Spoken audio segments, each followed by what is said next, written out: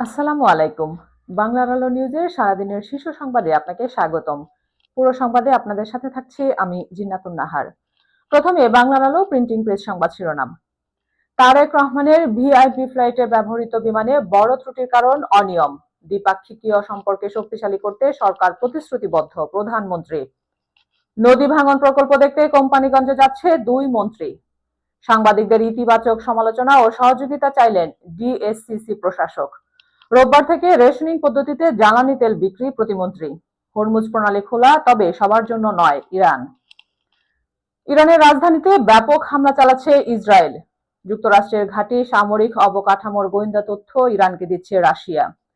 আগামী ৮ মার্চ পর্যন্ত মধ্যপ্রাচ্যের ৬ রুটের ফ্লাইট বাতিল করল বিমান। ব্রয়লার মুরগির প্রতি কেজি ২৩০, সপ্তাহের ব্যবধানে বাড়ল ৫০ টাকা। এবার থাকছে বিস্তারিত। বিমান বাংলাদেশ এয়ারলাইন্সের একটি বোয়িং 787-9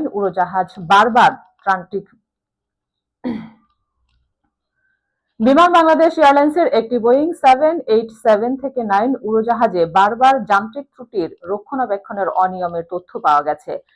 বিমানের ইঞ্জিনিয়ারিং ও নিরাপত্তা সংশ্লিষ্ট বিভাগগুলোর মধ্যে সমন্বয়ের ঘাটতির কারণে বড় ধরনের নিরাপত্তার ঝুঁকিতে ছিল এয়ারক্রাফটটি।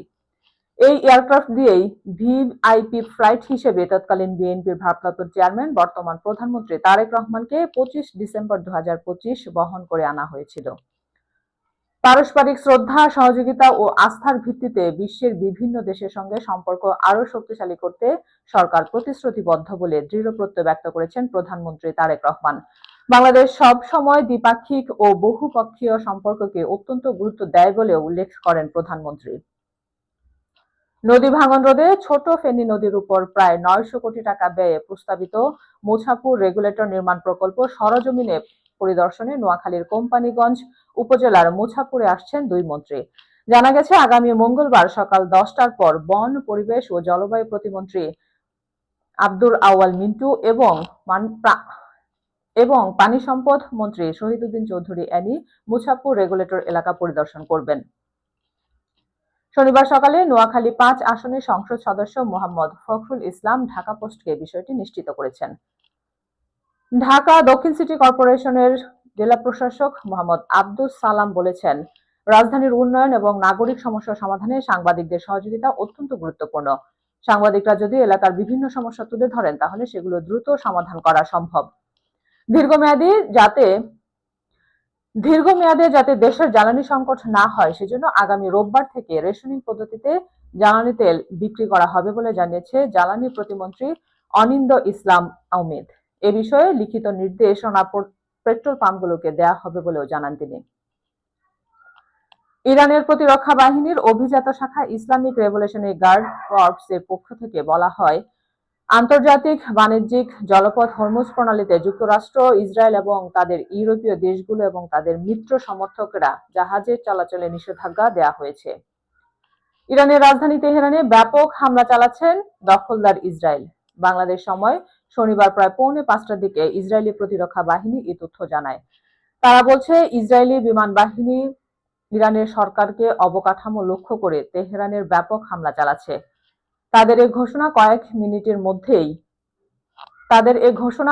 মিনিটের মধ্যে ইরান থেকে ২ দফা মিসাইল ছোড়া হয়। ইসরায়েলি সংবাদ মাধ্যম টাইমস অব ইসরায়েলে দাবি করছে, নতুন হামলার খুবই কম মিসাইল ব্যবহার করা হয়েছে, যেগুলো আকাশে ধ্বংস করে দেয়া হয়েছে। মার্কিন সেনাবাহিনীর ঘাঁটি, সামরিক অবকাঠামো, জাহাজ, বিমান, এমনকি সেনারা কোন কোন জায়গায় যাচ্ছে বা আছে তার সব গোয়েন্দা তথ্য ইরানকে দিচ্ছে রাশিয়া।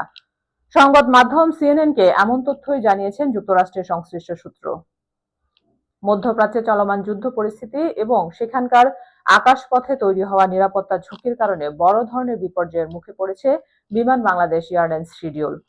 উদ্ভূত পরিস্থিতিতে মধ্যপ্রাচ্যের ৬টি গুরুত্বপূর্ণ রুটে আগামী ৮ মার্চ পর্যন্ত নিজেদের সব ফ্লাইট বাতিল ঘোষণা করেছে রাষ্ট্রীয় এই সংস্থাটি। মাত্র কয়েক সপ্তাহের ব্যবধানে রাজধানীর বাজারে অস্বাভাবিক হারে বেড়েছে ব্রয়লার মুরগির দাম। গত সপ্তাহে ১৭০ থেকে ১৮০ টাকায় বিক্রি হওয়া ব্রয়লার মুরগি কেজি এখন ঠেকেছে ২৩০ টাকায়।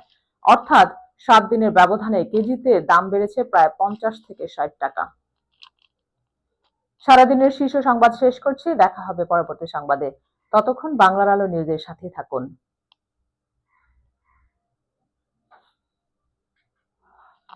দেখ এখন ভিডিও হয়েছে কিনা।